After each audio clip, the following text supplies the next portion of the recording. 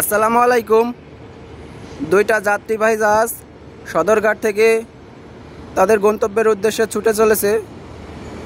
দুইটায় রেস শুরু হয়ে গেছে, দেখা যাক কোনটা আগে যায়। একটা হচ্ছে ইমাম হাসান 2 আর একটা ফারহান 9। দুইটা জাহাজের মধ্যে রেস শুরু হয়ে গেছে, দেখা যাক কে আগে যায়।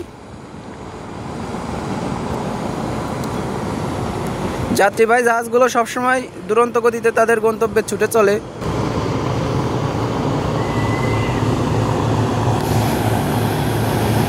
ইমাম হাসান 2 এটা চাঁদপুর রুটে চলাচল করে থাকে। তার ওই পাশে যে ফারহান 9,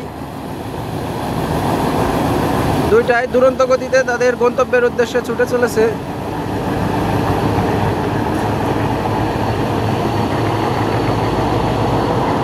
ভিডিওটা যদি ভালো লাগে আমার ইউটিউব চ্যানেলটা সবাই সাবস্ক্রাইব করে দেবেন। আপনাদের জন্য নতুন নতুন ভিডিও নিয়ে আসবো।